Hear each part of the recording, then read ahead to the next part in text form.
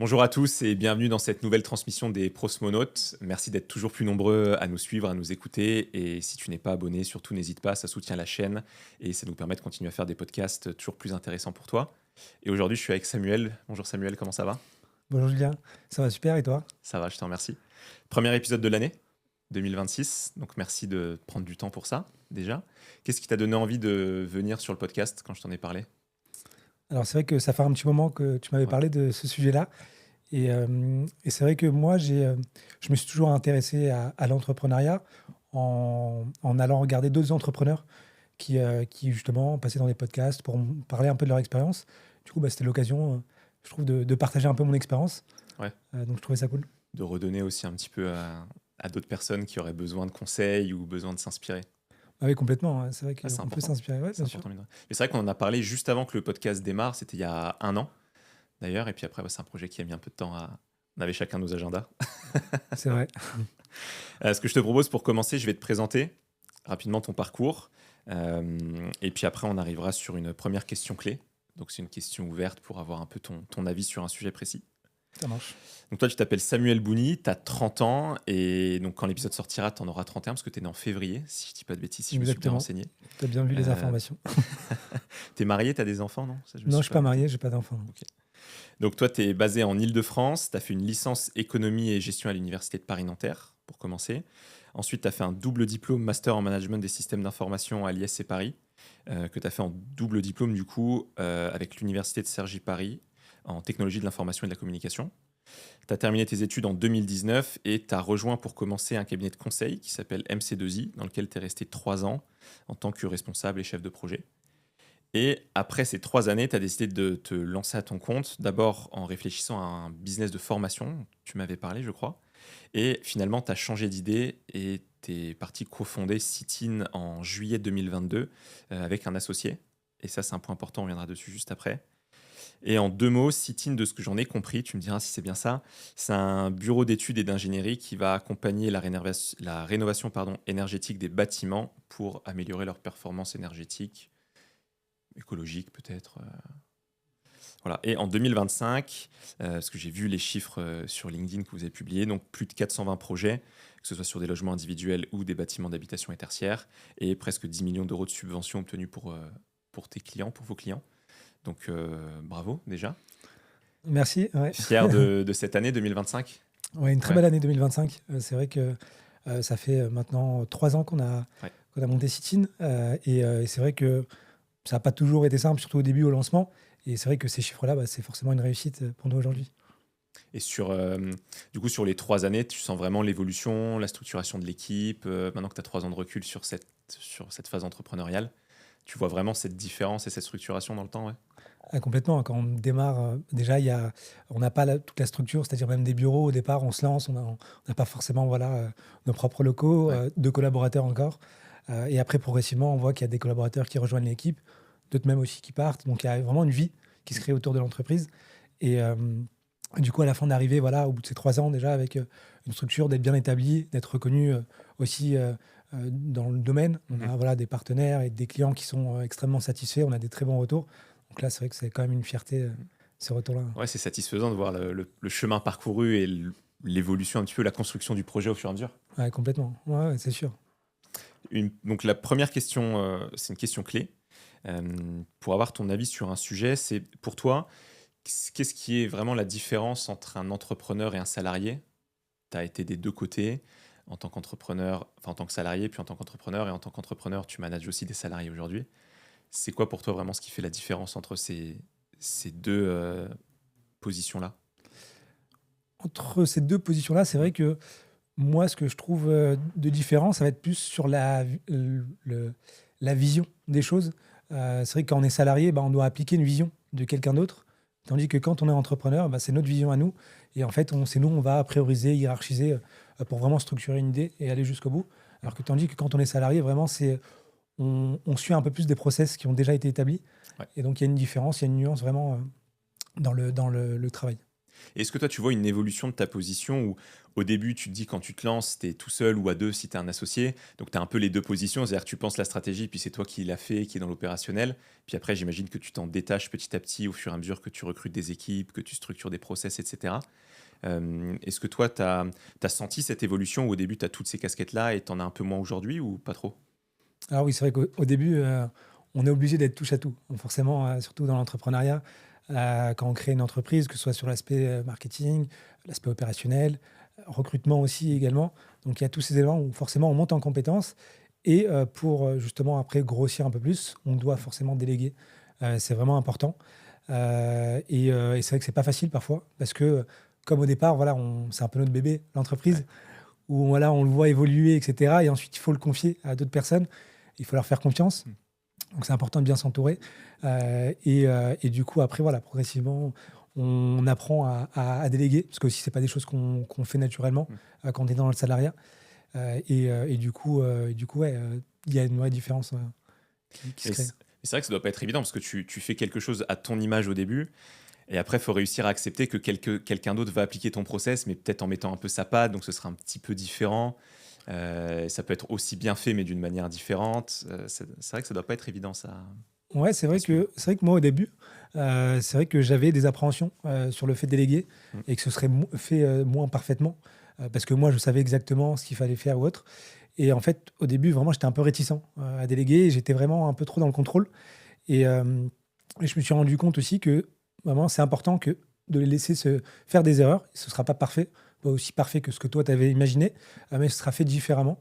Et surtout que ça va te faire gagner du temps pour ensuite essayer de réfléchir à d'autres choses dans la structure Mm. et vraiment prendre du recul. Même si c'est moins bien fait, dans le temps, ce sera fait beaucoup plus parfaitement parce qu'il montera en compétence Mm. sur les collaborateurs montreront en compétence sur ces sujets-là. Ouais, faut accepter d'avoir cette phase de transition. Et puis, c'est ce qui va permettre aussi de faire grandir l'entreprise petit à petit. De toute façon, ce qu'on entend souvent sur l'entrepreneuriat, c'est que c'est surtout de réussir à s'entourer, à bien déléguer. Parce que tout seul, bon, tu auras forcément un moment une limite, même si aujourd'hui, avec l'IA, des automatisations, tu peux quand même faire de plus en plus de choses. Mais tout seul, il y a un moment où tu vas. Les Ouais, journées font que 24 heures, quoi. exactement. À préparer aussi, c'est la charge mentale, parce que le fait de vouloir tout faire, à la fin, on ne fait plus grand-chose.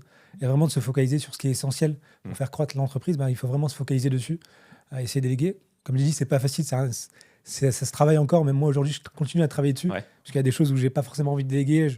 J'estime que je maîtrise un peu plus que forcément, potentiellement, des nouveaux arrivants chez Mhm. nous. Donc, c'est toujours un exercice à mettre en pratique et à remettre en pratique. Et comment tu parles d'exercice? Est-ce que il y a des choses, par exemple, tu te dis, tiens, j'ai l'impression de faire cette chose-là, de la faire trop souvent. Donc là, je pense que là-dessus, j'ai moins de valeur ajoutée maintenant, donc il faudrait que je la délègue. Ou comment tu fais pour identifier les choses que tu aimerais déléguer à tes salariés? Alors, sur ces points-là, en fait, quand j'estime que sur une tâche, les process sont bien définis, que j'ai réussi finalement à bien définir les process ou avec les collaborateurs, on a bien défini les process, on essaie de les mettre sur papier, soit avec une sorte de manuel un petit peu pour bien suivre et les appliquer. Et ensuite, je peux déléguer où je sais que bah, finalement, il y a juste des étapes un peu clés à respecter. Et voilà, j'essaie de garder un peu plus aujourd'hui. On n'est pas non plus une grosse structure encore, mais j'essaie de garder vraiment l'aspect euh, définition des process et de mon côté ou du côté en tout cas avec mon associé. Ouais, Et ensuite derrière, une fois on a vraiment étape par étape défini la chose, on peut essayer de la déléguer aux équipes. ok. Ouais, donc c'est des tâches que tu identifies sur lesquelles tu as moins de valeur ajoutée maintenant et sur lesquelles tu as réussi à bien processer la chose pour que ça perde pas toute sa substance non plus. Exactement. Donc, Ok, intéressant. Et qu'est-ce qui, toi, t'a poussé du coup à quitter le salariat et à te lancer dans le grand bain de l'entrepreneuriat? Est-ce que c'est une idée que tu avais toujours derrière la tête ou est-ce qu'il y a eu je sais pas, un événement déclencheur quand tu étais en cabinet de conseil? alors moi, c'est vrai que j'ai toujours été attiré par l'entrepreneuriat depuis, je pense, alors je sais pas dire s'il y a eu un déclic ou pas, mais c'est vrai que dans ma famille, c'est vrai que j'ai des frères entrepreneurs, j'en ai d'autres qui sont dans le salariat. Alors, j'ai une grande famille, j'ai 9 frères et sœurs. Donc, Ok, on a vraiment un peu de tout ouais. dans la famille. Et du coup, bah, j'ai eu l'occasion de voir les deux. Je sais que le salariat, ce qu'il apporte, c'est vraiment le cadre, la structure, et que c'était important pour moi de passer par là. C'était une étape. Mais je me voyais toujours, in fine, euh, me, aller vers l'entrepreneuriat. Ouais, c'était une phase, un tremplin, une phase de formation en fait, Exactement. pour monter en compétence sur certains sujets, voir comment ça se passe avant de lancer toi ta propre boîte. C'est ça. Et même sur l'aspect université, vraiment toute la formation que j'ai eue, Mm. à chaque moment, à chaque étape, chaque cours, que ce soit, parfois c'est des cours assez différents, que ce soit de la culture d'entreprise, du marketing, etc. C'est pas forcément mon cœur de domaine dans lequel je me formais, mais on avait des cours dans ce domaine-là. Je m'y intéressais pour essayer de me projeter plus tard, quand j'aurai une Ouais. entreprise, c'était voilà, d'y appliquer ces éléments-là Tu as rentabilisé tes cours d'école de commerce à en fond. les appliquant. Ouais, c'est important. Et quand tu prends cette décision de faire ce switch, de quitter le salarié et de passer sur de l'entrepreneuriat, comment ça se passe dans ta tête? Est-ce que tu as des moments de doute? Est-ce que tu en parles à ta famille, à tes amis pour prendre conseil? Ou est-ce que c'est assez clair pour toi, tu es déterminé Alors, forcément, on a des moments de doute, hein. Celui qui se lance tête baissée sur un projet entrepreneuriat, c'est vraiment compliqué parce on n'est jamais sûr de où on va. Ouais. Donc, il y a forcément une petite incertitude. Euh, Après, c'est vrai que j'étais dans un domaine où il y avait énormément de recrutement dans le conseil en système d'information. Je sais que, voilà, que mon travail était plutôt bien fait, que j'étais plutôt bon dans ce que je faisais et que ça serait pas compliqué finalement d'y revenir si mon projet entrepreneurial ne fonctionnait pas. Donc je partais de ce principe-là, et aussi surtout qu'en France, on a aussi beaucoup d'avantages autour de l'entrepreneuriat, avec le chômage, l'ACRE, etc. Mm. Et du coup, c'est vraiment des leviers pour se voilà, booster et aller vers l'entrepreneuriat. Donc j'étais plutôt serein, on va dire, et je me disais au pire, ah, tant pis, je me retournerai vers le conseil. Ouais, c'était pas un chemin à sens unique, quoi. Quoi qu'il arrive, tu peux C'est ça faire en de fait. Ouais. l'entrepreneuriat, revenir dans le salariat en fonction des périodes de vie. Exactement, c'est ce que je me disais. Je me disais encore jeune, voilà, je sais qu'il y a de l'emploi dans ce que je fais, donc autant tenter maintenant. J'avais toujours eu l'idée en tête de commencer assez jeune, parce que je sais quand même l'entrepreneuriat, c'est pas facile quand on commence à avoir une vie de famille, etc., parce que c'est parfois des concessions, Mm. que ce soit sur les heures de travail, etc. Donc c'est de se dire, OK, là, je peux me lancer potentiellement. Il y a voilà, il y a des dispositifs d'aide pour pouvoir lancer mon activité, etc. Donc autant se lancer maintenant et essayer. Ouais, carrément. Et c'est vrai on parle souvent négativement de la France sur le côté fiscalité, etc. Et ce qui est factuellement vrai. Mais il y a aussi quand même pas mal d'avantages sur l'entrepreneuriat. Comme tu disais, il y a beaucoup de dispositifs qui peuvent t'aider, t'accompagner, qui peuvent te financer en fonction de ce que tu fais, hein. Par exemple, la BPI, ou tu as plein d'autres systèmes aussi qui t'aident. Le chômage, c'est vrai que c'est assez unique quand même de pouvoir avoir Oui. comme ça du chômage pendant un an et demi, et te laisser la chance de monter ta boîte. Et si ça fonctionne vraiment pas, de pouvoir rebasculer dans le salariat. Enfin, ça reste quand même un endroit qui est assez chouette pour entreprendre. Au moins pour démarrer. Après, c'est vrai que quand tu as une grosse structure, il y a toujours Après, derrière, d'autres questions oui. qui se posent. Mais en tout cas, pour démarrer, c'est vrai que c'est quand même un C'est vrai qu'en chouette France, endroit. pour démarrer, ouais, c'est vraiment, il y a vraiment de quoi faire et il y a aussi beaucoup de structures aussi qui vont aider à construire l'entreprise. Alors moi, j'en ai pas bénéficié, Mhm. mais je m'étais un peu renseigné, pareil avec des structures comme la BPI ou même au Pôle Emploi, etc., pour vraiment t'accompagner sur la création de l'entreprise. Mais voilà, il y a énormément de dispositifs et aujourd'hui, pour entreprendre, on peut, si on le veut, un minimum, on a de quoi faire. Ouais. Mm. Et il y a pas mal d'initiatives. Et j'avais fait un salon il y a un an et demi, je crois. Je sais pas si tu connais, je crois que c'est à côté de la Défense, ça s'appelle Go Entrepreneur. Je l'ai fait aussi. Tu Ouais. l'as fait aussi? J'ai été plusieurs fois. Ouais. Et un truc qui m'avait marqué, que j'avais essayé, c'était une espèce de speed dating, mais entre entrepreneurs, pour essayer de trouver un associé. Tu partages tes projets, puis il y en a qui ressortent avec des associés ou pas. Et moi, ça m'a marqué parce que c'était l'époque où j'allais basculer du salariat à l'entrepreneuriat. Et cette partie association, et finalement, je me suis associé là dans ma boîte, qui me faisait un peu peur aussi, parce que l'association, tu te dis, bah, c'est quand même une sorte de mariage professionnel avec d'autres personnes. Donc, comment tu fais? Est-ce que c'est des gens que tu connais pas? Est-ce que c'est des proches, des amis, de la famille? Il y a plusieurs thèses là-dessus. Toi, tu t'es associé dans ton business. Est-ce que c'est venu naturellement? Est-ce que tu t'es posé des questions par rapport à ça? Comment vous êtes rencontrés? Enfin, comment ça s'est fait Alors, cette phase-là? mon associé, en fait, c'est mon beau-frère Ok. également. Donc, c'est sûr que c'était un peu plus simple. Et c'est lui, en fait, qui m'a parlé de ce projet-là. Lui, en fait, il était directeur des opérations côté Evolis. C'est en fait de l'investissement. Il vendait en fait des bâtiments tertiaires loués. Et en fait, c'est là où c'est lui en fait qui a évoqué cette problématique qu'il avait dans mon activité. Et du coup, il m'a parlé de ce projet-là et ça m'intéressait énormément. Et j'ai vu qu'il y avait il y avait je pouvais apporter une plus-value avec mon côté conseil dans ce sujet-là. Et du coup, ben, c'est comme ça un peu qu'on s'est lancé dessus. Ok. Mais c'est vrai que c'est pas évident de s'associer. Ça a des avantages et ça a des inconvénients. Ça, c'est certain. C'est important de bien connaître la personne avec qui on s'associe parce qu'il y a des moments de doute, il y a des moments voilà, où on est vraiment excité parce que tout se passe bien, etc. Donc, c'est important d'être avec une personne avec qui ça matche bien ou qu'on se complète. Ouais, puis à qui tu sais que tu peux parler en toute confiance, te livrer. Parce que c'est vrai que tu dois passer énormément de temps et tu passes par beaucoup de phases. Enfin, nous, je le vois aussi, on essaye de beaucoup échanger aussi sur ce qu'on pense, à la fois de l'entreprise, comment on voit, parce que la vision est d'être aligné sur la stratégie, la vision de l'entreprise, ça me paraît clé, mais aussi dans le perso, comment tu te sens, etc. Parce que c'est vrai que ça peut impacter, mine de rien.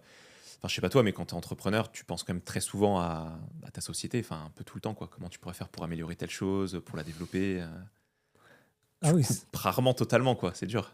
complètement. Hein. C'est sûr qu'on pense, on dort en entreprise, on lâche pas le week-end, etc. Il n'y a pas de coupure, même quand on est en vacances.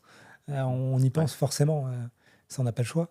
Et ouais, le fait aussi de s'associer, c'est aussi l'avantage, c'est de savoir qu'on a une personne qui est dans le même état d'esprit que nous et qui a la même vision, et qui a le même objectif. Et du coup, bah, c'est une épaule aussi sur qui se reposer dans les moments de doute et pour discuter des problématiques. Parce que c'est vrai que quand on est entrepreneur et qu'on parle, par exemple, à son entourage, à sa famille, bah, ils ont pas forcément ils sont pas dans l'entreprise, donc ils connaissent pas les problématiques. Et c'est vrai que c'est toujours compliqué de leur parler des sujets-là. Alors que là, on est finalement un binôme. Ouais, tous les deux impliqués dans le même Exactement. bateau, Donc, quoi. c'est ça. Donc, tu vois. Et puis, ce que je trouve intéressant, moi, dans l'association, c'est que finalement, ça te permet de te challenger un peu constamment. Et quand tu as des moments de baisse de motivation Mm. et que l'autre personne. Alors, sauf si les deux sont en baisse de motivation en même temps, mais généralement, ça tombe pas en même temps. C'est plutôt bien fait. Et donc, quand tu as un qui est au max et que toi, tu baisses un petit peu de motivation, bah, souvent, de voir l'autre qui est vraiment motivé ou qui te tire vers le haut, ça te permet aussi de ressortir de ces phases-là. Et je trouve que c'est un avantage quand même assez intéressant dans l'association.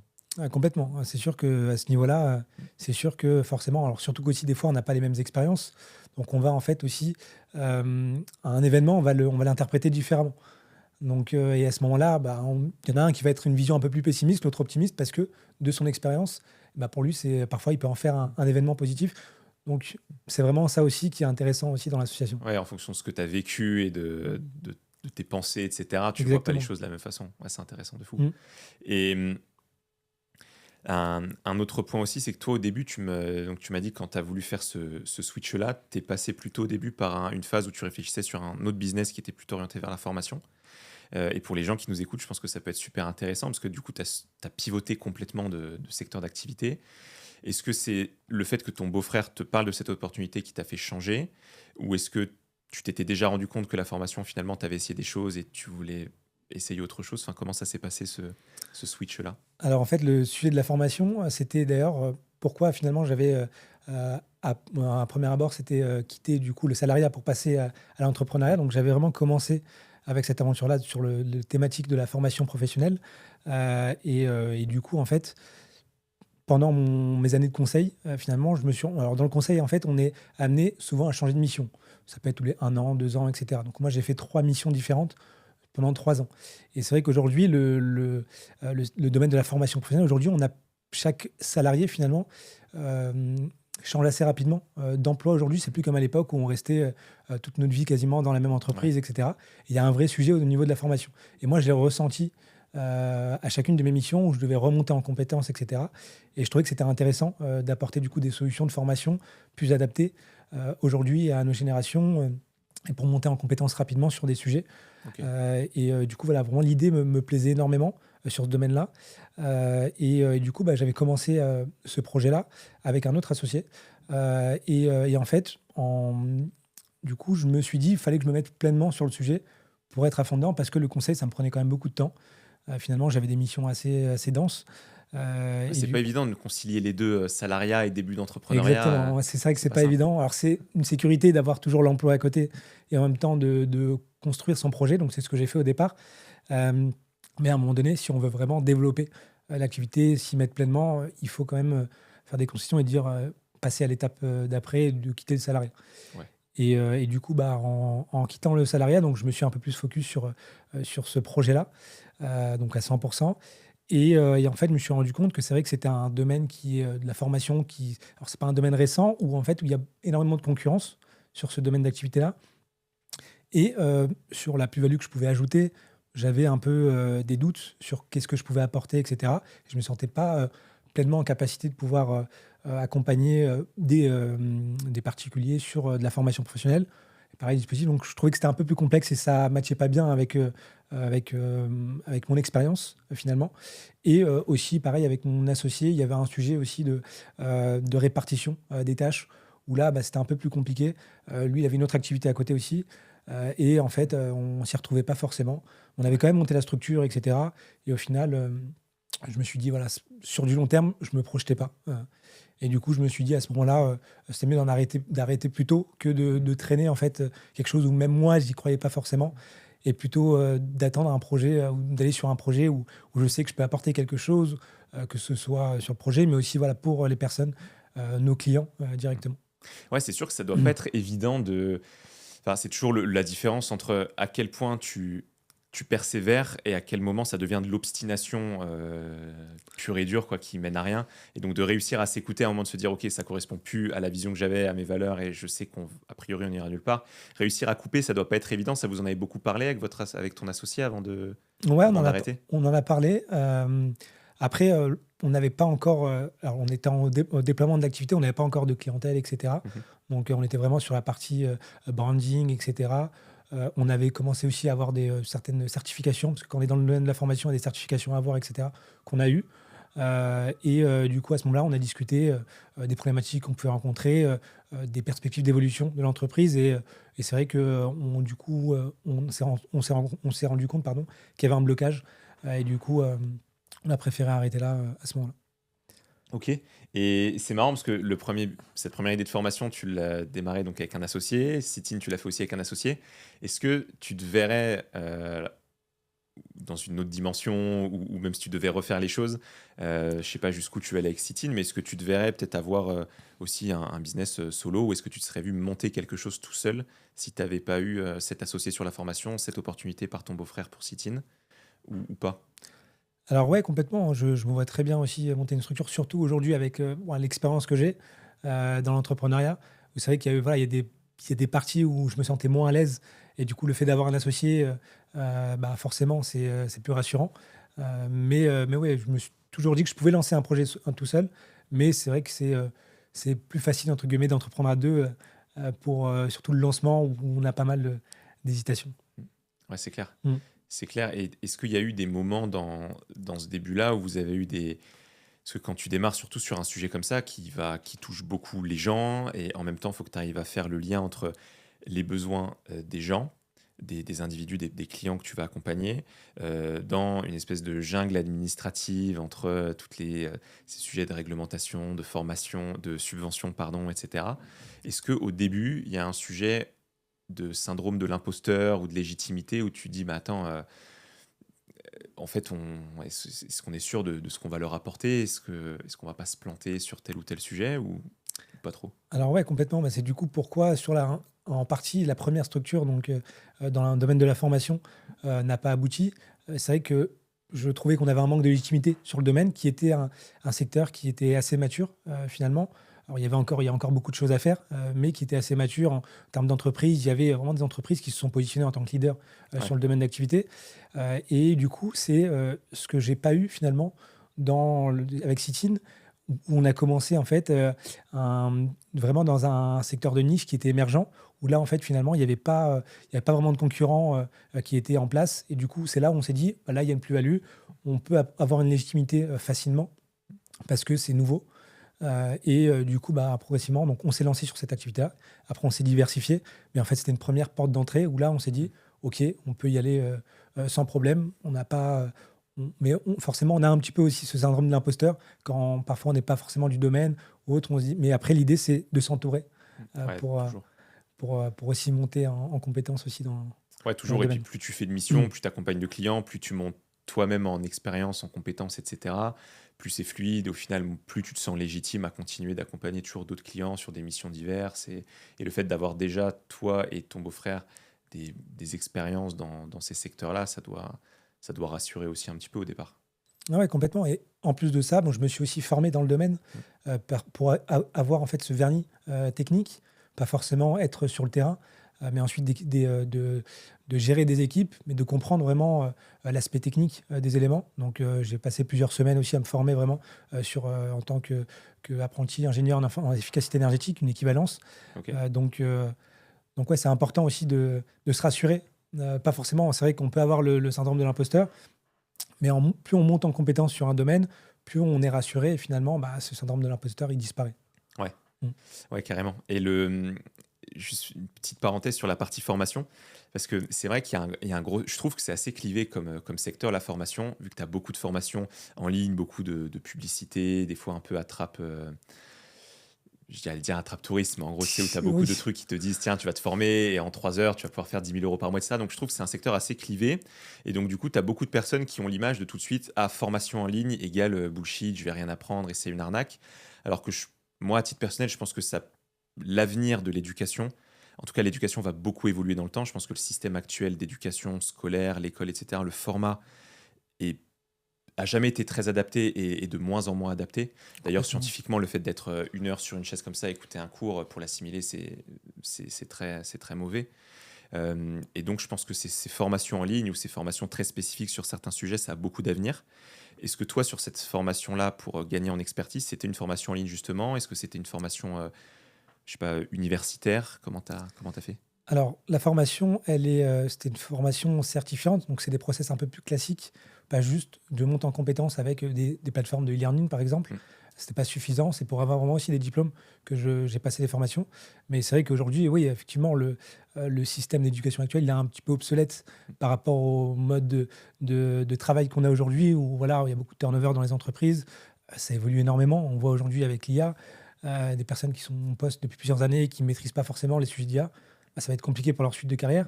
Et c'est vrai que c'est mieux de compartimenter vraiment des formations tout au long du cycle de vie de chacun, finalement. Et ouais, du coup, la formation, moi, j'ai fait une formation vraiment traditionnelle en présentiel.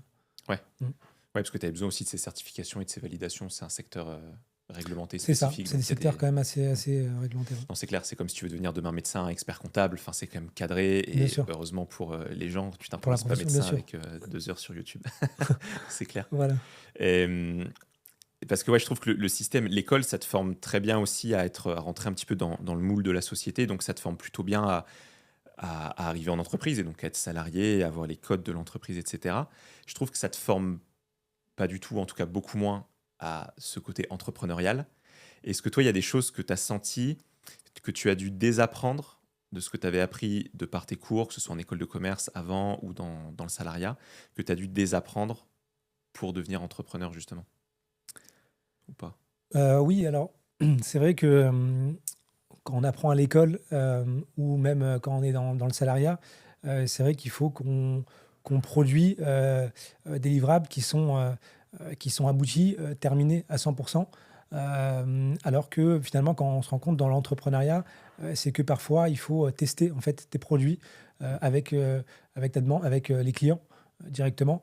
Et c'est vrai que parfois, même si c'est pas au point ou que c'est pas totalement fini, il faut quand même le tester, avoir les retours et ensuite d'ajuster en fonction de la réalité terrain. Et c'est vrai que c'est des choses où quand on est dans le salarié, ben, on a des process déjà définis, les besoins clients aussi sont déjà bien définis, etc. Où là, je trouve qu'il y a, il y a quand même un travail à faire sur tester et après Ouais, voir les désapprendre un retours. peu cette quête de la perfection tout le temps, où tu essayes d'être vraiment carré à 100%, où là Exactement, tu dis, bon, ok, quand j'ai 50, 60, peut-être 80%, j'y vais, et puis après j'ajusterai, je verrai. exactement. Ok. Ouais, c'est sûr que t'as beaucoup de choses très différentes, puis même la prise de responsabilité, le fait d'oser, d'essayer, proposer des choses qui sont un petit peu aussi parfois différentes. C'est pas si évident quand tu fais ce switch-là. Puis tu as une prise de responsabilité qui est totale quand tu es dans l'entrepreneuriat. Quand tu es dans le salariat, bon, si jamais il y a un truc sur lequel tu te sens pas trop, tu peux toujours aller demander peut-être conseil ou de l'aide à ton N+1, ton N+2, etc. Là, quand tu es entrepreneur et que tu te lances, bah, t'es un peu face T'es à livré à toi-même. toi-même. Ah oui, non, c'est sûr.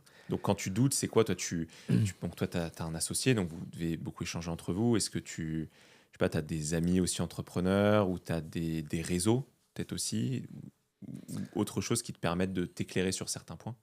Alors c'est vrai que dans l'entrepreneuriat, c'est important de bien s'entourer sur son domaine d'activité pour faire aussi que ce soit de la veille réglementaire, de la veille économique sur l'activité. pour vraiment avoir les informations. Donc, s'entourer professionnellement d'autres acteurs du secteur, c'est important pour, voilà, pour échanger, même s'ils n'ont pas forcément la même activité, mais ils font partie de l'écosystème. Ça permet de mieux comprendre en fait aussi tous les enjeux. Et du coup, bah, forcément, quand on a des doutes, bah, pareil, alors, quand on est un associé, donc forcément, on peut discuter Mm. plus facilement et C'est il maîtrise l'avantage. vraiment le sujet. Mais après, oui, j'ai aussi des amis entrepreneurs où là, pareil, je vais essayer de me confier avec eux, avoir leur retour, alors surtout sur des activités finalement qui sont, par exemple, les ressources humaines, le marketing, le recrutement, etc. Où là, en fait, c'est des problématiques qu'on peut avoir finalement dans toute autre entreprise, où là, en fait, je peux comparer facilement et me dire, OK, là, qu'est-ce que je dois faire pour le recrutement, etc. C'est quoi les process à mettre en place, c'est quoi idéalement. Donc il y a ça. Et après, ouais, la famille, bien sûr, sur plutôt sur des ressentis, par exemple, que ce soit sur des visuels qu'on va mettre en place ou autre.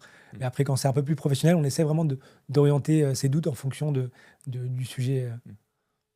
Ouais, c'est clair. Et puis tu peux aussi beaucoup t'entourer. Aujourd'hui, ce qui est bien, c'est de réussir à s'entourer d'experts. Si jamais demain tu veux faire, je sais pas, une charte graphique ou quelque chose comme ça, bah, tu peux faire appel à un graphiste qui va t'aider. Si tu veux préparer des contrats pour des clients, tu peux les faire valider par un avocat pour être sûr que ce que tu fais, ça te protège et ça protège aussi ton client. Enfin, je pense qu'il ne faut pas hésiter à aller chercher l'expertise aussi en dehors, quoi, tu vois, de pouvoir s'entourer. C'est vrai que des fois, c'est un peu, moi je le vois aussi sur l'activité qu'on a. Des fois, tu dis, bon, c'est quand même des coûts, surtout si tu veux faire des contrats, des avocats, ça peut vite représenter des sommes. Tu fais appel à une agence de communication pour faire une charte graphique, des choses comme ça. Mais je trouve que de faire cet investissement tout de suite, ça te permet par la suite de te simplifier beaucoup les choses. Tu vois, quand tu as une image d'entreprise qui est claire, qui est définie, quand tu as des contrats qui sont clairement cadrés, etc., ça évite après des erreurs ou ça évite après des déconvenus. Je sais pas ce que tu en penses, mais Ça, c'est je sûr. trouve C'est que vrai que c'est assez essentiel. faire appel à des experts, forcément, ça va nous faire gagner du temps. Parce que sur les tâches où nous, forcément, on va les creuser, etc. Et en plus de ça, on n'est pas sûr du rendu, de la qualité du livrable, que ce soit voilà, pour des documents auprès d'un avocat ou autre. Donc ouais, c'est important quand même de faire appel aussi à des experts. D'ailleurs, nous, c'était pour le logo de City, on avait fait appel Ouais, à une graphiste au lancement. Après, aujourd'hui, c'est vrai qu'on a pas mal d'outils à disposition pour vraiment simplifier et éviter des coûts. Parce que malheureusement, c'est vrai que quand on entreprend, on a beaucoup de coûts qui arrivent ouais, soudainement et on s'en rend pas compte. On dit, tiens, il y a ça à payer, il y ouais. a ça à payer. Il n'y a pas de portefeuille sans fond, malheureusement. Ah ouais, c'est ça, malheureusement. Et du coup, c'est vrai qu'on a tendance à un peu vouloir économiser, de faire appel à des prestataires, mais parfois, pour vraiment des choses stratégiques ou importantes pour la structure, il faut quand même s'entourer Ouais, c'est d'experts. sûr. D'ailleurs, ce qui est pas plus mal, parce que je fais allusion au portefeuille sans fond, mais c'est vrai que quand tu as. Et tu le vois sur des startups qui lèvent beaucoup de fonds, je trouve que des fois, avoir trop d'argent qui afflue, ça peut être contre-productif, parce qu'en fait, tu vas peut-être trop vite, trop te surcharger, trop dilapider ton argent, mal potentiellement le gérer.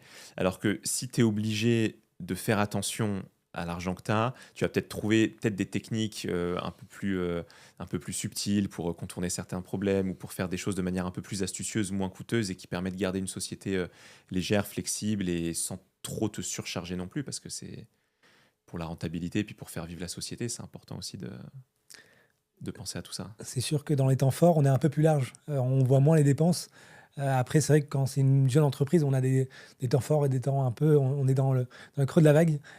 Et c'est vrai que dans ces moments-là, on va faire un peu plus attention aux différents coûts, aux abonnements qu'on peut avoir et de dire, tiens, finalement, est-ce qu'on a vraiment besoin de ces choses-là? Et c'est vrai que c'est important parfois voilà, de surveiller aussi les dépenses Ouais. globales. Ouais. Dans les temps un peu plus faibles, un peu Mm. plus bas, tu prends du recul sur Tu tout ce dis, que tu as ah fait tiens, pendant au les temps final. forts et tu dis, oula, on a un peu flambé là-dessus. C'est exactement, ouais. Donc on va se calmer et on va Exactement ça. repivoter un peu.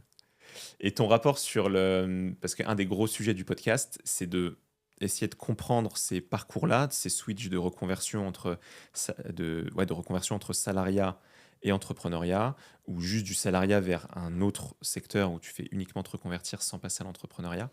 Mais c'est du coup de l'aborder avec un angle un peu plus psychologique et de comprendre qu'est-ce qui se joue sur des croyances limitantes que tu peux avoir, sur des freins, parce que tu as beaucoup de podcasts et tu as beaucoup de ressources sur des process, sur des outils, sur comment faire, sur de l'organisation, etc.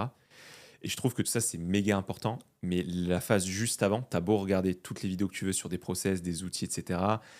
Si tu sais pas vraiment, si tu n'as pas de vision claire, si tu n'as pas confiance en toi, si tu n'as pas fait un travail déjà, je pense, sur toi, bah, ça peut être compliqué aussi d'appliquer toutes ces choses-là et d'avoir un parcours entrepreneurial comme tu le souhaiterais en tout cas.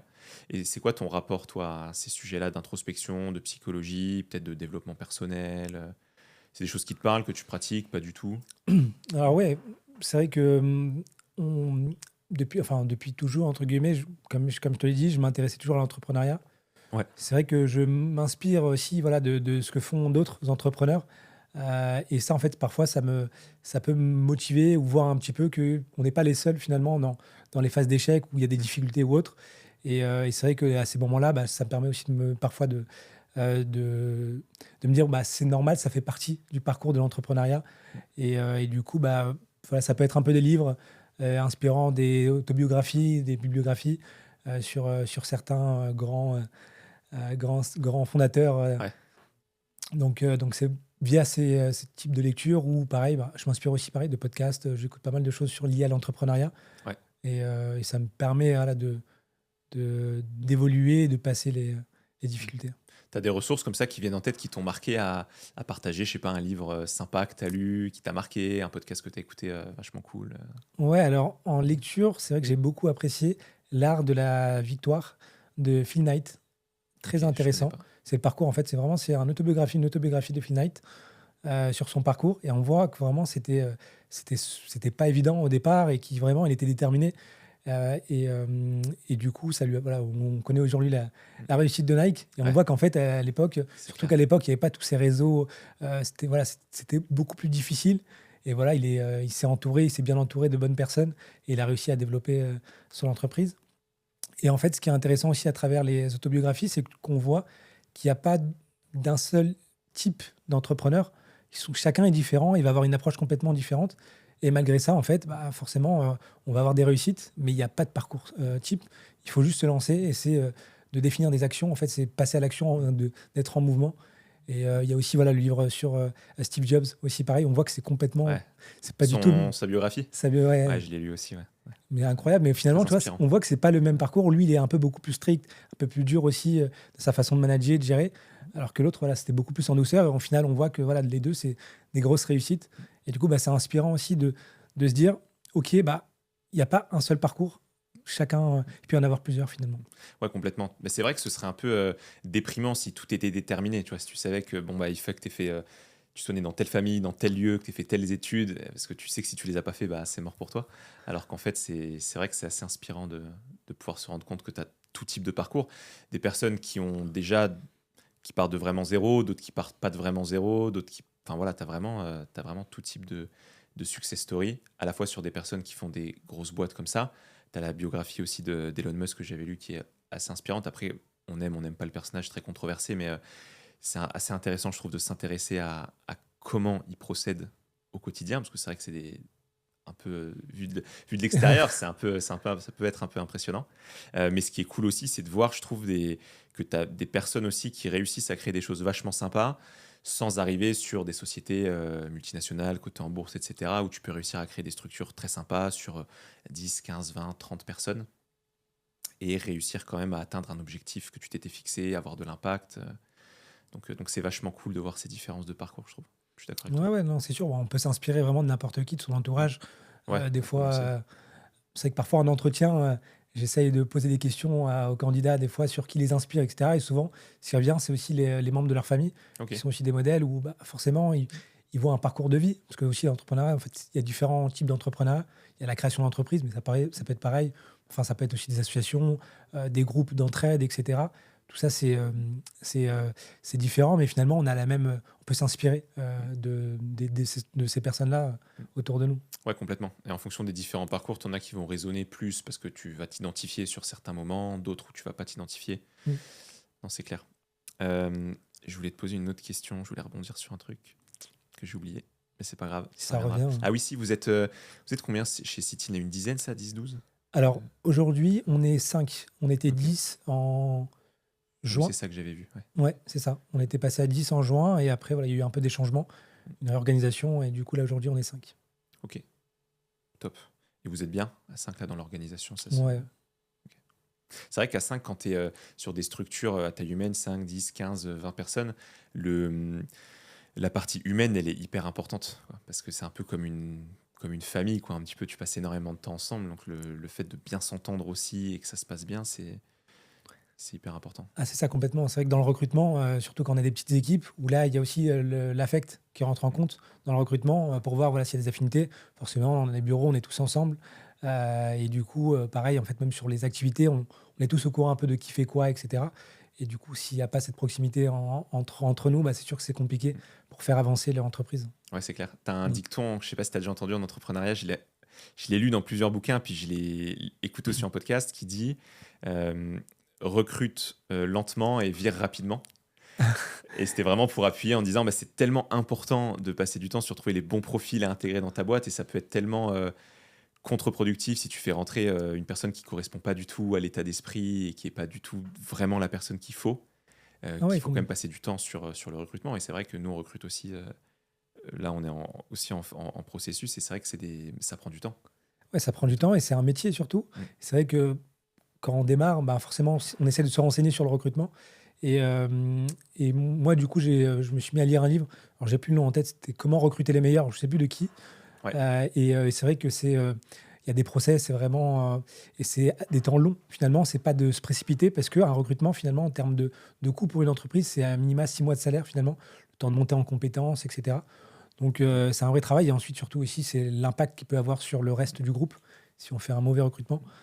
Donc, il y a plein de paramètres à prendre en compte sur le recrutement Ouais. et c'est important. Surtout les premiers, c'est ce qui va définir aussi la suite de l'entreprise. Ouais, c'est ce qui va te Ouais, mettre sur les bons rails ou pas. exactement. Ouais. Ouais, c'est vrai que tu as l'impact financier, le temps qui monte en compétences, puis tu as Ah, l'impact bien sur les sûr. autres collaborateurs qui pourraient Ah être, oui, oui. si ça se passe mal, peut-être moins productifs, etc. Donc, Mm. non, c'est clair, c'est hyper important. Bah, de toute façon, mine de rien, on peut mettre tous les outils qu'on veut, surtout on est à l'ère de l'intelligence artificielle, de la digitalisation, etc. Mais ça reste quand même beaucoup de relations humaines, quoi, hein. Des clients, c'est des humains. Pour faire tourner ta boîte, alors tu as beaucoup de process, etc. automatiques, mais tu as quand même besoin d'humains derrière, donc ça reste beaucoup d'humains. Et heureusement, parce que ça veut dire qu'on va pas disparaître non plus du jour au lendemain. C'est vrai qu'on peut s'inquiéter, mais non, mais finalement, l'humain est toujours hyper important. Ouais, carrément. Carrément. T'aimes bien les jeux ou pas? J'adore les jeux. Allez, on va passer sur une petite phase jeu. Allez. J'ai quelques questions pour toi. L'idée, c'est de répondre rapidement juste par un mot, oui, non, ou un mot, deux maximum. Et après, on reviendra sur certaines réponses un peu plus en détail, mais de voir comme ça à chaud ce que Ok. tu penses des sujets. La rénovation énergétique, c'est toujours un gouffre financier. Non. Pour toi, l'écologie ou la transition énergétique doit d'abord être une question de sobriété ou plutôt d'innovation technologique? Les deux. Si tu devais choisir un mot pour décrire ton association au quotidien avec ton associé justement sur Citin. Complémentaires. Euh, le sujet principal pour un entrepreneur, c'est la stratégie à long terme ou à court terme? Long terme. Est-ce que tu es plutôt à l'instinct ou data, données pour prendre tes décisions? Data. Quand tu doutes, ton premier réflexe, c'est de parler ou plutôt de t'isoler et de penser? Isoler au départ et de parler maintenant un peu plus. Euh, on s'en y a déjà un petit peu parlé, mais est-ce que tu t'es beaucoup entouré ou est-ce que tu as plutôt fait appel à des organismes publics ou privés au moment où tu t'es lancé? Donc ça, ouais, effectivement. Et ton meilleur moment ou ta plus grande fierté depuis ton lancement? C'était là cette année, les résultats de cette année. Ok. Mm. Et le truc que tu ferais différemment si tu devais recommencer ton parcours, ton parcours entrepreneurial? Ce serait mieux se renseigner sur le recrutement au départ pour bien essayer voilà, c'est de bien recruter parce que c'est vrai on a pu faire des mauvais recrutements à un certain moment Mm. et ça peut impacter Et ces mauvais l'entreprise. recrutements, tu les as fait, tu penses, avec le recul parce que tu as voulu aller trop vite sur le recrutement ou tu n'as pas été assez sélectif? Qu'est-ce qui s'est Alors, passé? trop rapide sur le recrutement, pas assez en fait de profil parce qu'il faut voir beaucoup de candidats idéalement, vraiment, et pas forcément aussi jouer que sur l'affect et vraiment essayer de creuser un peu plus en posant aussi des questions un peu plus techniques pour voir vraiment si la personne a les compétences pour vraiment et rentrer un peu plus dans le détail quoi, sur les attentes du poste. Ouais. Mm. Dans le J'ai écouté un podcast récemment, je sais pas si tu connais, qui s'appelle Silicon Carnet, qui est un podcast assez orienté tech et entrepreneuriat, qui est basé à San Francisco, dans la Silicon Valley, mais qui est francophone. Et la personne qui anime ce podcast-là interviewait un ancien de chez Tesla, qui était justement chargé de mettre en place tout le service client monde de Tesla. Donc c'était un gros boulot. Et il racontait ses entretiens justement de recrutement avec tout le parcours de process chez Tesla et puis la fin avec Elon Musk. Donc il raconte, donc c'est assez dingue. Il passe vraiment énormément de temps dessus. Je crois qu'il expliquait il a passé une quinzaine d'entretiens au total. Et le dernier entretien que tu passes, c'est avec Elon. Et dans cet entretien-là, il disait que ce qui était assez challengeant, c'est qu'en fait, il te pose une question sur, par exemple, qu'est-ce qui était ta plus grande difficulté dans ton expérience précédente. Et après, il dit pendant 1 heure, il te pose que des questions, que des pourquoi sur cette expérience-là. Et son objectif, c'est d'aller tellement profond dans le détail qu'il soit sûr que tu puisses pas inventer. Tu vois, d'être sûr de bien te connaître, de bien comprendre Ah oui. tes réflexes, comment tu as réagi à ça, quel mécanisme de pensée tu as mis en place, est-ce que tu t'es entouré ou pas. Voilà, pour vraiment aller super loin en profondeur, plutôt que d'aller sur plein de sujets différents. T'en prends un et tu poses ton pourquoi 10 Ah fois à ouais, chaque réponse. je Pourquoi, répète. pourquoi, Wow. t'es ça. Et tu vas super profond pour comprendre un peu plus comment est composée la personne, s'il enjolive des choses, s'il y a des choses qui se contredisent ou pas. Et c'est une technique, du coup, cette personne-là disait après dans les autres boîtes qu'il a fait, qu'il a créé, qu'il a monté, etc., il a toujours réappliqué. Et apparemment, ça marche plutôt bien. Voilà. J'ai Je jamais prends, fait, je mais prends note, ouais, c'est intéressant. ouais. C'est vrai que pour creuser vraiment, c'est vrai que des fois, dans les entretiens, on veut donner une image. Forcément, Mm. on n'arrive pas à identifier facilement le profil de la personne. Et c'est vrai que de creuser un peu plus avec cette approche, mais surtout d'être en face de Elon Musk quand même, et qui répète pourquoi, Ouais, puis ça qui te doit être, challenge sur plein de petits détails que tu parles et tout, ça doit être un ça doit peu. être difficile. Ouais, Ouais, c'est clair, c'est clair. Si tu survis à ça, a priori, c'est que ça y est, après. tu peux y aller. Mais en entrepreneuriat, d'ailleurs, dans un livre qui s'appelle Lean Startup, je ne sais pas si tu as déjà entendu parler de ce livre, qui est vraiment chouette. D'ailleurs, je vous le recommande aussi à lire. Il partageait une façon de faire aussi qui est, je trouvais intéressante pour l'avoir pratiquée aussi après. Je trouve que ça fonctionne plutôt bien. C'est quand tu as une problématique ou que tu as un doute, une hésitation, tu fais la règle des 5 pourquoi. Donc, tu t'auto-poses. Ok, là, ok, aujourd'hui, je suis pas ce client-là, ça s'est mal passé. Ok, pourquoi? Ok, bah parce que on n'était pas dans les délais. Pourquoi on n'était pas dans les délais? Ok, parce que lui était en retard. Pourquoi il était en retard? Ah, ok, parce qu'il y a ça. Et le fait de te poser, alors c'est 5, des fois c'est 3, des fois c'est 7, tu vois, mais c'est d'aller suffisamment profond dans la raison pour pouvoir identifier la vraie racine du sujet, savoir si c'est un vrai truc important ou pas, si ça peut être corrigé ou pas, délégué. Ok. Donc ça permet comme ça d'ajuster un peu De bien creuser, de vraiment trouver Ouais, la cause. ouais. Ok. Et de se faire violence en fait parce que souvent tu peux parfois même d'en parler, de le faire à cet exercice avec quelqu'un qui a un peu ce rôle-là où tu peux pas te dédouaner parce que si tu le fais tout seul, tu sais, tu peux te trouver des excuses, te mentir à toi-même. Et donc pour avoir plus cette lucidité, le fait de vraiment faire ce jeu des 5 pourquoi ou d'en parler à quelqu'un et de faire ces 5 pourquoi avec quelqu'un, Ok. c'est Donc c'est le Lean Management, le livre? Lean Startup. Lean Startup. Ouais, Ok. Lean Startup. Ok. Bon, qui est assez chouette à lire aussi. Je trouve. Intéressant. Dans les questions que je t'ai posées là juste avant, il y en a 2 qui m'ont marqué. La première, c'est sur la prise de décision, instinct versus data. Donc toi, tu parlais plutôt data. Est-ce que tu fais donc 100% data? Est-ce qu'il y a un moment où tu t'écoutes aussi un petit peu ton instinct? Et comment tu choisis les data, justement les données parce qu'on peut faire dire beaucoup de choses aux données. Comment tu fais toi justement pour prendre tes décisions sur base de la donnée? Alors, c'est vrai que moi, je suis vraiment plus orienté data de par l'expérience que j'avais eue dans le conseil. Là, on était plus vraiment orienté sur ces sujets-là. Mm. On utilise des indicateurs, nous, en interne, par rapport aux chiffres sur certaines prestations, de savoir, voilà, de calculer un peu les rentabilités, les perspectives sur chaque type de prestation, les délais passés sur les prestations et de vraiment de calculer les marges. Parfois, donc ça permet aussi d'avoir des indicateurs, que ce soit aussi pareil sur les indicateurs sur les retours clients, chacune des prestations. Donc j'essaie vraiment d'avoir en fait un maximum de data sur chaque élément. C'est pas évident quand on démarre une entreprise, mais du coup, soit en interne si on arrive à avoir assez d'éléments, ou soit en regardant des indicateurs d'open data, par exemple, sur certains types d'activités ou autres. Et là, en fait, on essaye un peu de s'orienter vers une stratégie ou sur une autre. Mm. Et, euh, et pour la partie instinct, c'est vrai que je parle encore de mon associé, mais c'est vrai que lui, il est plus côté instinct. Et Ok. du coup, ça permet vraiment de compléter. On n'a pas forcément la même méthode d'approche. Et du coup, à chaque fois, on confronte un peu les deux. Et parfois, soit je vais dans son sens, soit on va dans mon sens. Donc, en fonction de qui a la version finalement la plus cohérente Ouais. avec le moment. Et la plus convaincante aussi. Convaincante Ce aussi, serait- ouais. C'est vrai que je suis assez comme toi là-dessus. Je suis assez sur la donnée, beaucoup. Parce que, après, j'aimerais bien me rapprocher aussi d'une partie instinct. Je trouve que c'est important. Des fois, si tu ne sens pas les choses, c'est que souvent, il y a une raison.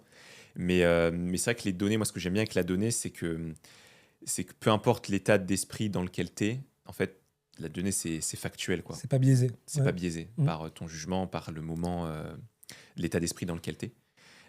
Mais c'est vrai que malgré tout, d'avoir un peu d'instinct, je trouve que c'est chouette de pouvoir s'écouter. Et des fois, je trouve que par expérience, le fait, quand tu écoutes ton instinct, je trouve que, peut-être pas dans 100% des cas, mais dans une grande majorité des cas, souvent, tu avais pressenti les bonnes choses. Tu vois. C'est sûr. Et c'est vrai qu'après, le fait de passer par la data et moins par l'instinct, en fait, des fois, on se rend compte que le fait d'analyser, d'aller chercher les indicateurs, les données, etc., ça prend du temps. Et du coup, on est moins réactif. Donc, c'est pour ça, pareil, je fais des travaux sur moi-même de dire parfois, on va plus en instinct, mais on essaye quand même d'avoir un peu de data Mm. pour valider finalement cet instinct-là, mais pas trop être trop dans la data et d'avoir un peu aussi Ouais, de l'instinct. réussir à Ouais, avoir une harmonie, un exactement. équilibre entre les deux. Ouais. Ouais, c'est clair. Et sur l'autre partie qui m'avait interpellé, c'est sur la partie doute, où tu disais donc ton premier réflexe au début, c'était plutôt de t'isoler, de penser, etc. Et tu dis maintenant, c'est plutôt d'en parler. C'est parce que tu trouves que tu as fait une évolution sur la façon dont tu gérais tes questionnements, c'est ça? Ouais, complètement. C'est vrai que euh, j'ai toujours été, dès que j'avais un problème, etc., j'essayais de moi-même trouver la solution. Quand j'ai démarré du coup l'aventure avec Citine, au départ, je me disais, ouais, je peux trouver les solutions moi-même, etc. Et je me rendais compte, au fur et à mesure, que ça prenait énormément de temps, quand j'ai vraiment de doute, de ne pas en parler. Et quand tu en parles, d'autres, ils vont avoir une solution que tu n'as pas pensé. Tu vois, ils vont dire, tiens, il y a ça, ou avec d'autres partenaires, etc. Ils vont dire, au fait, te casse pas la tête, il y a cette solution qui peut mieux fonctionner. Mm. Donc, ça apporte une ouverture et du coup, ouais, je m'oriente vers ça et je suis content de cette évolution que j'ai pu faire au fur et à mesure. Ouais, c'est vrai que quand tu as la tête dans le guidon d'un truc ou que tu es vraiment focalisé sur un problème ou que tu t'es épuisé mentalement à y réfléchir, etc., des fois, tu as une solution qui peut paraître simple pour une personne auquel toi, tu n'avais pas pensé et tu peux gagner tellement de temps et puis tellement de sérénité d'esprit juste d'en parler. Mais c'est vrai que c'est pas évident parce que ça veut dire d'accepter de dire à quelqu'un je sais pas. Tu vois. Ouais, c'est sûr. Donc il faut réussir à se confronter à ça. C'est la difficulté, ouais. Ouais, c'est clair. Sur la dernière grosse partie du podcast, c'est plutôt sur la partie expérience assez concrète sur les démarrages, au début de ton entreprise. Parce que l'idée, c'est pour les personnes qui nous écoutent, c'est de réussir à leur montrer donc, le parcours, comment ça s'est fait, et puis ensuite, comment ça se passe très concrètement, à quoi tu peux t'attendre, sans filtre, tu vois. L'idée, c'est pas forcément de montrer que le positif, mais c'est aussi de se rendre compte que, comme tu disais, c'est pas simple non plus l'entrepreneuriat. Il y a des moments de haut, il y a des moments de bas. Un des premiers moments difficiles dans le démarrage d'un business, c'est d'aller trouver ses premiers clients. Comment ça s'est fait, vous, avec Citine? Est-ce que vous avez déjà passé beaucoup de temps à tout préparer et après vous êtes allé chercher les clients? Est-ce que vous avez fait les deux en même temps? Comment ça s'est passé? Alors, au départ, on s'est préparé pour bien avoir une approche constructive et répondre aux besoins du client. Donc, on a préparé tout ça. Et aussi, on a au départ beaucoup travaillé sur la communication avec des partenaires, avec des interventions sur le sujet pour montrer aussi une expertise et, euh, et d'avoir une légitimité du coup avant d'arriver chez le client. Ensuite, pour les premiers clients, en fait, c'est vrai que l'avantage que j'avais, c'est que mon associé, lui, il était issu du milieu du secteur tertiaire. C'est une de nos premières prestations qu'on réalisait, c'était vraiment un accompagnement sur un nouveau décret, une nouvelle évolution avec une obligation de réduire des consommations d'énergie sur certaines typologies de bâtiments. Et lui, en fait, il avait déjà un carnet d'adresses avec des clients. Et du coup, en fait, c'est ces premiers clients-là, du coup, via le réseau, qu'on a démarché. Ok. Ouais, donc c'est vraiment la force déjà du réseau qu'il avait pu se constituer par le passé, qui a permis de démarrer. Ça, j'ai l'impression que c'est quelque chose qu'on sous-estime souvent, la force du réseau qu'on se construit au fil du temps. Tu sais, quand tu es à l'école, après quand tu es dans tes premières expériences, que ce soit de salariat, d'entrepreneuriat. J'ai l'impression qu'aujourd'hui, on rencontre aussi tellement de monde qu'on peut parfois pas suffisamment faire attention aux rencontres qu'on fait dans le quotidien et qui peuvent peut-être parfois t'aider et te débloquer des situations plus tard. Là, je pense à ton associé qui avait ce carnet d'adresses. S'il n'avait pas, ça aurait peut-être été plus compliqué pour démarrer. Ah ouais, Donc, complètement. Ouais, non, c'est sûr que c'est essentiel. le réseau, ouais, ça fait partie d'un élément important, surtout quand tu lances ton activité, où là, en fait, tu as besoin vraiment bah, enfin, de développer ta clientèle.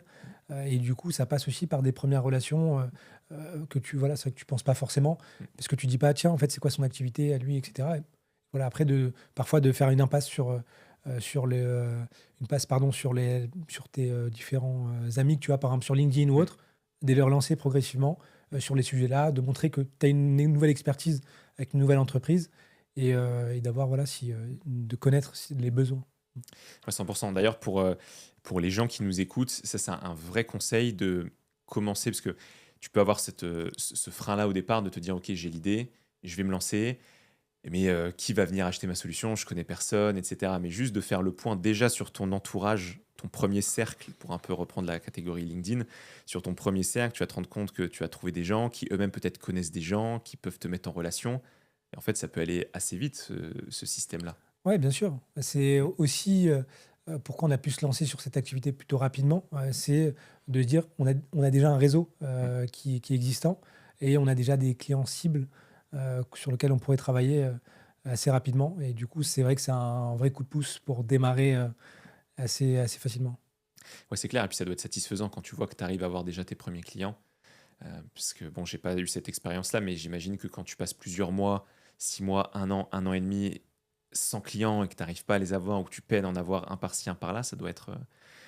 Mentalement, ça doit pas être simple à C'est tenir ça. sûr, forcément, parce qu'on a besoin du coup d'avoir une notoriété parfois, parce quand Mm.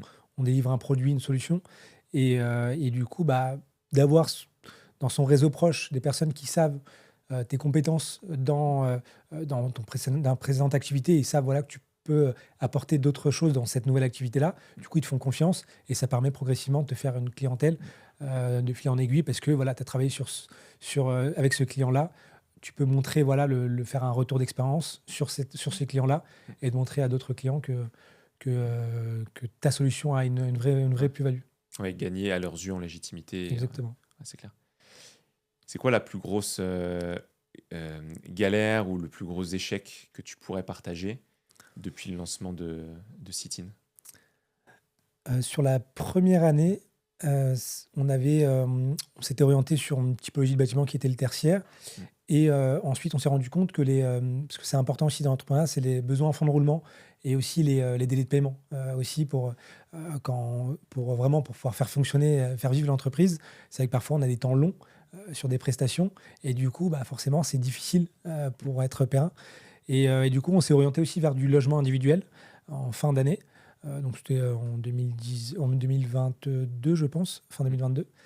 Et du coup, on s'est lancé sur cette activité-là, où on faisait des études énergétiques sur certains logements.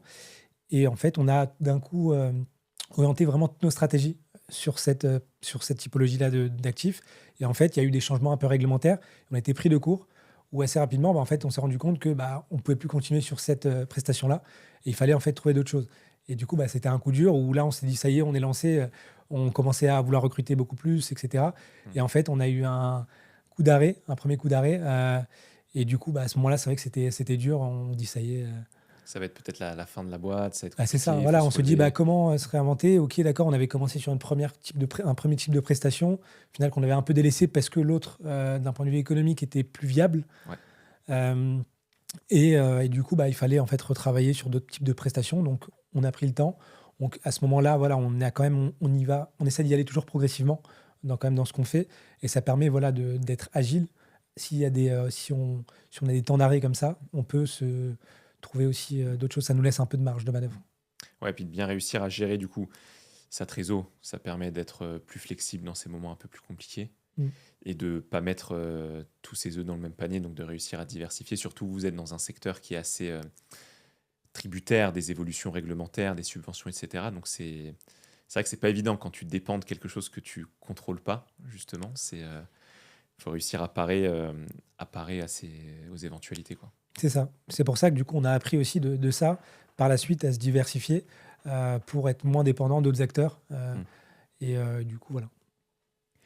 Est-ce qu'il y a des choses, parce que je sais pas ce que tu en penses, mais je trouve que ce qui est hyper important aussi dans l'entrepreneuriat, c'est de réussir à rester proche des valeurs qu'on aime bien humaines, quelles qu'elles soient, pour que ça continue de nous ressembler, que l'activité qu'on construise nous ressemble, qu'on se sente bien dedans, qu'on travaille avec des clients avec lesquels on se sent bien et on aime bien travailler aussi.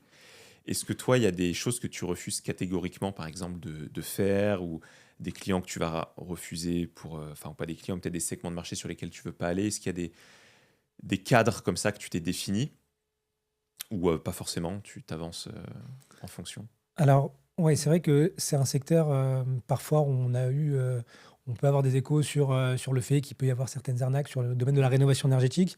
Et on a pu parfois être approché avec des entreprises qui voulaient pas forcément un peu plus faire du volume et moins en qualité pour des clients. Et nous, là, c'était un non catégorique, parce que l'idée, nous, c'est vraiment d'accompagner sur des projets de rénovation énergétique et qui soient durables.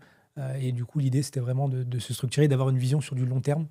Donc oui, effectivement, les partenaires qui peuvent vraiment nuire finalement à la qualité de la prestation, ça forcément on refuse. Après, sur les typologies de clients, on estime qu'aussi c'est important de miser plus sur la qualité que la quantité, parce qu'en fait parfois on veut faire du volume, mais en faisant du volume, bah, en fait on se noie un petit peu sur ce volume-là d'activité et et en fait, on se rend compte que finalement, même que ce soit sur les marges, etc., on va renier pour avoir du volume. On va revoir par exemple nos prix à la baisse, etc., pour pouvoir avoir ce volume-là, de cette quantité. Et au final, bah, sur la marge, on ne va pas forcément s'y retrouver et on va être vraiment la tête dans le guidon sur cette activité-là. Et bah, à la fin de l'année, on va voir notre chiffre d'affaires et surtout les résultats qui ne vont pas finalement être Ouais. aussi positifs. Ouais, puis tu te rends compte que tu t'épuises peut-être En beaucoup plus, à aller dans tous les sens sur plein de clients, sur plein de projets qui sont pas forcément en plus aussi rentables que tu aimerais, alors que des fois peut-être de se concentrer sur de la qualité de certains clients. Mais ça, je trouve que c'est pas évident parce que nous, on le vit aussi un petit peu au quotidien, mais je pense que c'est le lot de toute personne qui démarre aussi, parce que tu es tiraillé toujours entre est-ce que je dis oui, j'ai tellement envie d'avoir des clients, est-ce que je dis oui à tous les clients et après je trouve des solutions, ou est-ce que j'arrive à bien filtrer mes clients et à dire, bah, de mon point de vue en tant qu'expert, je pense qu'il faut fonctionner comme ça.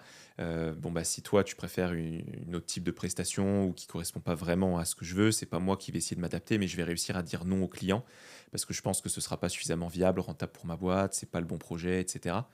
C'est pas évident de dire non à un client, je trouve, au début. ah, c'est sûr que c'est pas évident au début. Alors c'est important quand même de dire, de savoir aussi dire oui parfois, même si on estime qu'on n'est pas encore en totale capacité, Ouais, mais qu'on peut encore monter en compétence, en essayant vraiment de jalonner avec des étapes, etc. De s'entourer aussi d'autres partenaires parfois, de sous-traiter ou essayer de trouver vraiment des solutions. Parce que c'est vrai qu'effectivement la viabilité de l'entreprise dépend aussi de ça. On peut pas non plus refuser tous les clients, mais ouais, c'est complètement. important. C'est important quand même parfois de dire non parce que on sait que bah, ça va demander d'autres ressources et qu'on va devoir recruter un peu à la va-vite, par exemple, pour répondre à ce besoin-là. Et forcément, après, cette personne-là va peut-être pas être adaptée. Et du coup, nous-mêmes, on va devoir s'impliquer un peu plus sur cette prestation-là et du coup, délaisser d'autres activités qui, elles, sont plus Ouais. rentables, entre guillemets. Hmm. Ouais, donc c'est pas forcément pérenne Mm. comme choix. Ouais. Et d'ailleurs, ça me fait penser sur ce que tu dis sur le fait de te concentrer sur d'autres activités. Toi, aujourd'hui, ton focus, il est sur quoi? Donc là, vous êtes 5, vous étiez 10, vous êtes 5, vous avez un peu évolué sur la taille de la société. Aujourd'hui, tu es focalisé plutôt sur quoi? Est-ce que tu es encore beaucoup dans l'opérationnel? Est-ce que tu es plus sur de la strat, du développement? Qu'est-ce que Alors, tu fais au quotidien? moi, je suis à peu près à 50% sur de l'opérationnel. Hmm. Le reste, ça peut être par exemple sur du recrutement, sur du long terme, pour déjà voilà, voir un peu le recrutement prochain, parce que c'est des process vraiment longs. On essaie vraiment de travailler ça. Et ensuite aussi sur la partie aussi communication, c'est moi aussi qui va gérer un petit peu cette partie-là, et les partenaires également. Donc voilà, c'est ça. Le fait que forcément les équipes ont été réduites par rapport aux baisses d'activité, du coup, je suis un peu plus sur l'opérationnel, forcément. Mais pourtant, en fait, parfois, on a besoin d'augmenter les équipes pour monter en compétences, pour gérer du volume. Mais Ouais. après, en fait, plus on a aussi de personnel, plus aussi on va pouvoir réduire aussi les process et les temps, les délais sur certaines actions en optimisant certaines tâches, etc. Et du coup, après, ça peut permettre de réduire aussi le besoin en ressources. Ouais. Mais c'est clair que oui, quand tu es entrepreneur, il faut réussir à rester flexible. Tu disais en fonction des moments, des périodes d'activité, si tu es plus ou moins dans la boîte, bah, tu étais peut-être plus sorti de l'opérationnel. Et puis maintenant, vu que vous avez réduit en effectif, tu t'y remets un peu plus. Il faut réussir à être flexible comme ça quand tu Complètement. entreprends. Et d'ailleurs, est-ce que tu penses que tout le monde peut devenir entrepreneur ou est-ce que tu penses qu'il y a des personnes pour qui c'est pas fait l'entrepreneuriat? Parce que les gens qui nous écoutent il y en a certains aussi qui se posent ces questions-là. Tu vois, de se dire, bah, est-ce que c'est fait pour moi? Est-ce que c'est le bon moment? Est-ce que je pourrais être un bon entrepreneur ou pas? Est-ce que pour toi, tout le monde peut le devenir un jour ou est-ce que finalement, c'est un peu un mythe, ce truc-là, et il y a des gens qui sont pas faits pour entreprendre? Moi, honnêtement, je pense que tout le monde peut entreprendre. Il faut juste en fait passer à l'action parce que en fait, l'entrepreneuriat, en fait, finalement, on fait que apprendre. On n'a jamais, en fait, même nous, par rapport à notre activité initiale qu'on avait en tête, bah, finalement, aujourd'hui, ça représente 5% peut-être de notre volume d'activité Ok. par rapport à la prestation initiale. Donc, on se rend compte que bah, finalement, en fait, l'idée initiale, elle évolue énormément. Et du coup, bah, en fait, l'idée, c'est d'apprendre de nous-mêmes, mais aussi d'apprendre des autres pour faire évoluer l'entreprise. Et une fois, en fait, l'idée, c'est pour entreprendre, c'est pour moi, c'est d'avoir l'envie, la détermination et d'avoir une mission voilà, une vision, une mission dans l'entreprise. Et derrière, aujourd'hui, on a vraiment tous les outils, que ce soit sur l'aspect conseil, que ce soit la création d'entreprise, aujourd'hui avec, par exemple, ChatGPT ou d'autres outils, d'autres acteurs qui peuvent nous aider dessus. Donc, entreprendre aujourd'hui, c'est facile. Après, c'est de rester dans l'action, où là, parfois, ça peut être plus difficile sur la durée et de tenir sur la durée. Et c'est ça, en fait, c'est pour ça qu'on voit aujourd'hui, je crois que la dernière fois, je regardais un peu les chiffres, il y a énormément de création d'entreprises, Ouais. mais il y a aussi beaucoup de fermetures d'entreprises. Voilà, donc il faut aussi voilà, se dire, OK, c'est ça l'idée. Est-ce que je suis prêt à accepter de faire des concessions parfois, mais aussi de faire évoluer mon idée principale parce que bah, par rapport à la réalité du terrain, bah, ce n'est pas le produit qu'il faut, ce n'est pas la solution qu'il faut. Il faut la réadapter. C'est sûr que quand on est entrepreneur, il faut accepter de se remettre en question, d'écouter aussi les retours du marché. Si le marché répond pas, bah, c'est que peut-être tu t'es fait une idée, tu avais projeté toi la vision que tu avais la solution que tu avais d'un problème qui en fait est pas du tout la bonne. Mais bon, à partir du moment où tu arrives à rester ouvert à ça et à pivoter assez rapidement, après tu peux trouver, enfin toi c'est ce que tu disais, si l'idée de base ça représente plus que 5% aujourd'hui de votre chiffre d'affaires, pardon, c'est que vous avez été à l'écoute du marché, que vous avez réussi à pivoter et à aller là où les clients avaient vraiment le besoin, quoi. Exactement. Quand on se lance, en fait, on a une vision de se dire, tiens, le marché, bah, il va être réceptif à telle solution, Ouais. ça devrait fonctionner. On fait, par exemple, on va lister un petit peu le potentiel de clients qu'on peut avoir, etc. Et après, la réalité, bah, elle est parfois différente, où les besoins, où le marché, il n'est pas assez mature pour pouvoir absorber cette solution, ils ne sont pas encore prêts. Et du coup, bah, forcément, il faut trouver d'autres solutions pour que ton entreprise continue à vivre. Et c'est pas forcément plus mal, c'est parce que du coup, tu diversifies, c'est intéressant. Et du coup, ce qui est important pour moi, c'est en tant qu'entrepreneur, c'est la résilience, savoir voilà, de rebondir rapidement et pas se dire voilà, ça y est, c'est foutu, j'arrête là. Donc il faut persévérer, je pense. Ouais, puis de pas être parfois trop dur avec soi-même. Ça doit pas être évident. C'est pas non plus évident, ça, des fois, d'accepter qu'il y ait des choses qui échappent un peu à notre contrôle. Et bon, ok, on avait prévu les choses de telle façon, ça se passe pas exactement pas comme ça. C'est pas grave, t'as pas besoin non plus de te flageller tout le temps et de prendre tout trop personnellement. Si les clients répondent pas, si c'est pas exactement cette solution-là, bah, tu vas trouver un ajustement et puis ça va le faire, quoi, tout simplement. Ouais, complètement. Moi, c'était aussi une de mes craintes dans l'entrepreneuriat, c'est que j'aime tout anticiper. Et c'est Ouais. vraiment de toutes les portes de sortie qu'il peut y avoir, etc., toutes les problématiques qu'il peut y avoir, c'est d'anticiper en amont. C'est ce qu'on faisait, c'est ce qu'on fait aussi beaucoup dans le salariat, je pense. C'est de dire, OK, il y a ça à mettre en place, etc. C'est quoi les problématiques que je peux avoir? Et vraiment de verrouiller la solution. Ça prend beaucoup plus de temps. Et généralement, quand on est dans le salariat, bah, c'est des solutions où on sait que c'est dans un environnement qui est assez stable, alors que dans l'entrepreneuriat, on n'a pas forcément tout ça.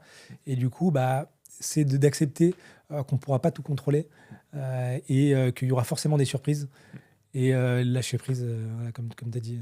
Ouais, lâcher prise, carrément, très important. C'est quoi le succès pour toi quand on entreprend?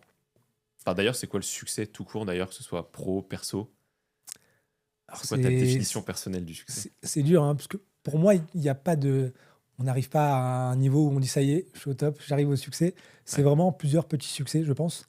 Et c'est important aussi d'avoir plusieurs petits succès pour pouvoir en fait voir l'évolution et de dire tiens voilà j'ai eu tel succès, ok j'ai eu des échecs, mais au final quand on regarde plus large, bah, j'ai eu plein de petits succès. Donc finalement cet échec bah, c'est pas grand chose. Et du coup bah, pour chacun je pense que c'est personnel le succès. Ça peut être déjà de créer une entreprise, bah, c'est déjà un succès d'avoir monté l'entreprise juste. C'est déjà Ouais, une d'être grosse passé à étape. l'action. Passer à Ouais. l'action, donc déjà c'est une victoire de dire voilà j'ai une entreprise, il y a mon nom, etc. C'est déjà quelque chose. Et ensuite progressivement son premier client, c'est un premier succès. Et ensuite de passer certains caps de chiffre d'affaires, le recrutement aussi, de recruter certaines personnes et d'avoir une entreprise avec différents collaborateurs, bah, ça aussi c'est un succès. Mm. On arrive à quand même fédérer, rassembler des personnes pour une même mission. Donc il y a plein de succès, je pense. Et après, voilà, voilà, c'est étape par étape plusieurs succès finalement. Ouais. Et est-ce que tu arrives à prendre le temps de te faire un peu de gratitude, en tout cas d'essayer de te rendre compte de ces succès-là quand tu les franchis et de te dire, OK, je suis quand même content d'avoir réussi à atteindre ce palier-là, à faire tel recrutement, à avancer sur tel sujet. Est-ce que tu sens que tu arrives à prendre conscience de tous ces petits paliers-là de succès ou pas trop en fait, quand tu es la tête dans le guidon, tu avances et puis c'est plus à posteriori que tu te rends compte de ce que tu as fait? C'est vrai qu'après, je pense quand même c'est plus a posteriori. Quand on y repense, on repense à ces différentes étapes qu'on a vécues. On se dit, tiens, voilà, ça, c'était quand même, c'était beau ce que j'ai pu faire. Voilà, les retours clients, tiens, voilà, on a eu tel retour client quand même, c'est satisfaisant. Mm. Donc, sur le coup, on n'y pense pas vraiment parce que on est dans l'action et on n'essaye pas, pour moi, d'observer les succès, c'est de marquer un temps d'arrêt, d'observer vraiment, de dire, tiens, voilà, ça, ça. Et quand on est dans l'action, bah, on n'y pense pas tant que ça. Mm. Mais c'est important, je pense, de, d'avoir un peu des retours positifs sur ce qu'on a pu apporter. Et c'est valorisant et ça nous permet d'avancer encore plus vite. Ouais, c'est sûr que ça Mm. entretient la motivation. Je pense que Ouais. c'est important de le faire. C'est clair. Pas forcément tous les jours, il faut avancer aussi, Oui, c'est mais de ça. temps en temps, quand même, de prendre le temps de Ouais, je me s'activer. suis levé ce matin. Ouais, Ah, quel succès! quel succès. C'est clair. Sur la fin du podcast, il y a deux dernières choses que je fais, que j'aime bien faire en général. C'est dans le partage de l'épisode après. J'ai un post qui s'appelle les petits pas et qui permet de partager de manière très concrète aux personnes qui nous suivent et qui nous écoutent des actions très concrètes qui peuvent être faites facilement en 1, 2, 3, 4, 5 minutes et qui permet après l'écoute du podcast de tout de suite se mettre en action parce que moi je partage beaucoup ta vision de la mise en action. Pour moi c'est bien, il faut penser, réfléchir et c'est important, mais le fait de faire un premier pas, une première action, c'est déjà un pas qui va en entraîner un autre et c'est ça qui va te faire avancer. Est-ce que toi, tu as une petite action ou un petit conseil, un petit truc que les gens qui nous écoutent peuvent faire là assez rapidement Sur un après projet l'écoute? Ouais, soit sur un projet, bah, notamment plutôt sur le projet de leur projet de reconversion ou entrepreneurial, tu vois. je pense le premier, ce serait de mettre sur papier leur idée et d'en parler autour d'eux. Pour voir déjà voilà, comment en fait, les autres le pensent. Parce que des fois, on idéalise parfois notre projet en disant tiens, ça va être super, etc. Et en confrontant la réalité, parfois on a des critiques. Et du coup, bah, en fait, prendre en compte ces critiques-là pour pouvoir vraiment se dire tiens, bah, c'est vrai que j'avais pas vu ce point de vue-là. Est-ce que mon projet, est-ce qu'il est viable en prenant en compte ces retours-là. Mm. Et du coup, vraiment d'ajouter ces éléments-là pour avoir une vision plus large. Parce que quand on crée un projet, généralement, surtout en entreprise, bah, c'est pour un besoin client. Donc, il faut le confronter forcément à la réalité. C'est pas que pour nous. Donc, c'est important voilà, de se challenger sur son idée. Ouais, carrément de confronter un peu les visions et C'est ça. Alors, c'est vrai s'ouvrir un peu. en temps court, parce que tu m'as demandé en 5 minutes un truc assez rapide. C'est vrai que là, c'est quand même quelque chose d'un peu plus d'en discuter.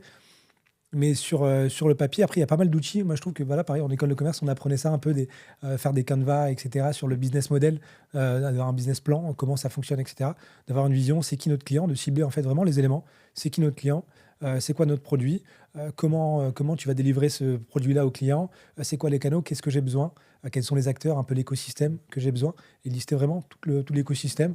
Ça peut prendre quelques minutes en regardant sur Internet et de se dire, tiens, voilà, je vois un peu plus large, parce qu'une idée, c'est vrai que parfois, elle est un peu cadrée, centrée. Là, en cherchant un petit peu, on va avoir vraiment une vision plus large et dire, tiens, là, OK, je tiens quelque chose. Ouais. Mm. Non, c'est vrai que je dis 5 minutes, mais c'est juste pour montrer que ça sur un temps court. OK, Parce que ouais, je d'accord. sais que sur des actions qu'on peut partager, si c'est des trucs très complexes, qui prennent plusieurs heures, plusieurs jours, qui sont intenses, bah, quand tu regardes un podcast, en général, quand la vidéo se finit, tu perds un peu ce pic de motivation. Et donc, s'il faut que tu te motives à faire un truc très long, très fastidieux, tu vas pas le faire. Mais c'est vrai que c'est intéressant de visualiser un peu comment peut fonctionner ton projet. Quand tu parlais de mettre sur papier les clients, les fournisseurs, comment ça fonctionne, ça permet de te rendre compte visuellement, parce que dans ta tête, c'est cadré. Ouais, c'est ça. Alors sur le papier, tu prends un peu plus de hauteur en fait sur les choses. Complètement. Et la dernière partie, c'est la déconstruction ou pas d'ailleurs d'un mythe ou d'un cliché sur l'entrepreneuriat. Donc avec l'intelligence artificielle, j'ai essayé de trouver des clichés, des mythes que des gens peuvent avoir sur l'entrepreneuriat, ou tu sais, des phrases toutes faites sur pour être entrepreneur, je sais pas, faut avoir de l'argent ou des trucs comme ça. Et l'idée, c'est d'avoir un peu ta vision sur un mythe ou un cliché que je t'ai choisi. Ok. Et celui que je t'ai choisi, c'est quand tu es entrepreneur, tu es libre, tu fais ce que tu veux, quand tu veux et où tu veux. Qu'est-ce que tu penses de ça? Alors, forcément, tu rends pas de compte à une personne, mais tu rends des comptes à toi-même. Et du coup, en fait, tu dois quand même alors, tu n'as pas vraiment cette liberté parce que tu dois te rendre des comptes et s'il n'y a pas de résultat au bout, bah, ce sera uniquement dépendant de toi. Donc, c'est important quand même d'être vraiment à fond dans le projet et pas de se dire je suis libre, c'est pas grave, je le ferai demain, etc. Mais de jalonner vraiment des actions. Et après, on est libre. Pardon. On est libre en fait parce qu'on peut faire un peu ce qu'on veut, mais par contre, on fait pas vraiment. Faut faire attention aussi aux étapes. Ouais, tu as plus de liberté de mouvement, mais tu as plus de responsabilité aussi, quoi.